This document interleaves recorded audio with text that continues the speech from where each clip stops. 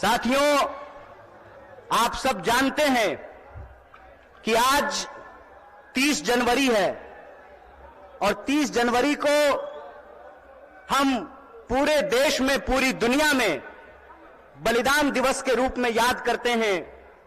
हमारे राष्ट्रपिता, हमारे बापू महात्मा गांधी को याद करते हैं और यह संकल्प लेते हैं कि मरते दम तक उनके आदर्शों पर चलेंगे। और उनका आदर्श था सत्य और अहिंसा, न्याय और एकता।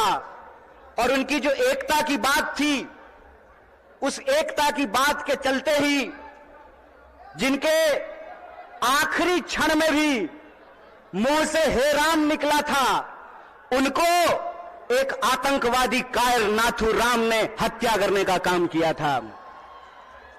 यह आज हम सब लोगों को समझना पड़ेगा कि आज हमारे देश में जिस तरीके से नफरत का माहौल पैदा किया गया है, जिस तरीके से इंसान को इंसान से लड़ाया जा रहा है, यही साजिश किसी जमाने में अंग्रेज किया करते थे।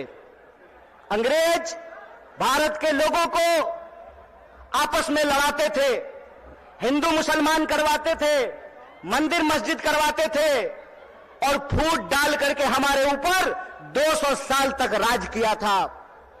एक बार फिर से जो लोग आजादी के आंदोलन में हिस्सा नहीं लिए, जिन्होंने इस देश के लिए शहादत नहीं दी, जो जेलों में नहीं गए, फांसी पे नहीं चढ़े, वो लोग जो उस वक्त अंग्रेजों की मुखबिरी किया करते थे, आज गद्दी पर बैठ करके फिर से लोगों को आपस में लड़ा रहे हैं, लोगों के बीच में नफरत फैला रहे हैं। बोलिए, ऐसा है कि नहीं है? नफरत फैल रहा है ना? कौन फैला रहा है? नहीं नहीं नहीं, मोदी अकेले उसमें शामिल नहीं है, उसके साथ वो सब लोग शामिल हैं जो आज समाज को बांटने का काम करते हैं, समाज को आपस में लड़ाने का काम करते हैं। वो सब लोग इसमें शामिल हैं। तो आप सब लोगों से मैं ये आग्रह करना चाहता हूं, आप सब जानते हैं कि कांग्रेस पार्टी ने, भारतीय राष्ट्रीय कांग्रेस ने अंग्रेजों से लड़ करके इस देश को आजादी दिलाई। आजादी दिलाई कि नहीं दिलाई? देश आजाद है ना? कौन आजाद कराया देश को? कांग्रेस ने इस देश को आजाद कराया।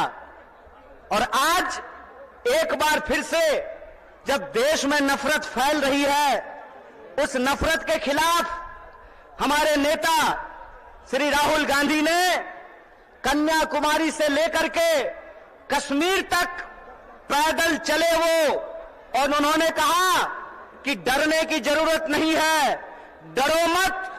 इस समाज के भीतर जो न्याय है, लोगों का जो हक है, उसके लिए आपको संघर्ष करना पड़ेगा, उसके लिए आपको लड़ाई करनी पड़ेगी।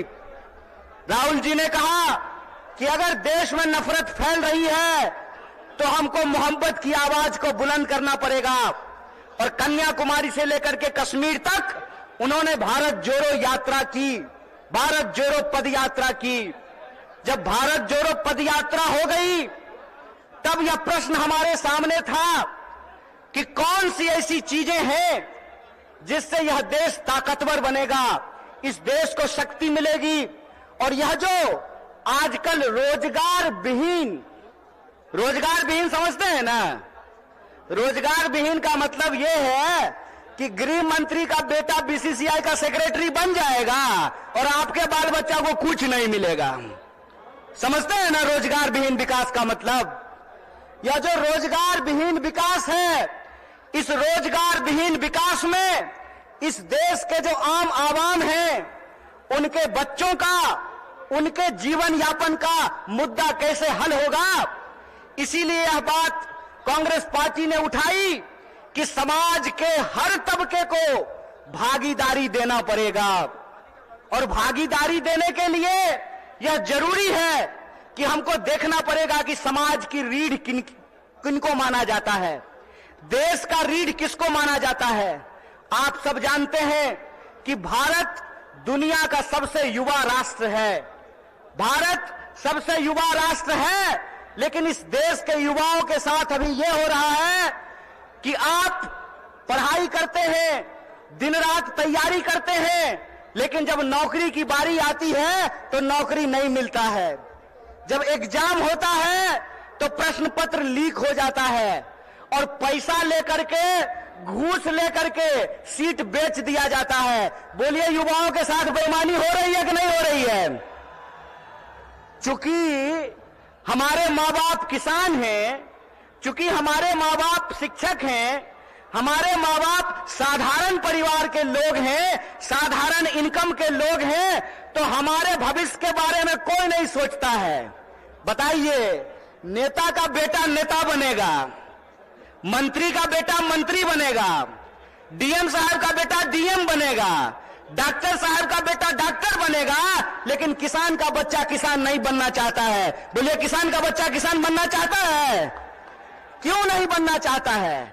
इसलिए नहीं बनना चाहता है कि इस देश की हकीकत यह है कि हर घंटे 2 किसान आत्महत्या करते हैं, हर घंटे एक नौजवान आत्महत्या करता है, हर मिनट किसी महिला के साथ कोई ना कोई अपराध होता है।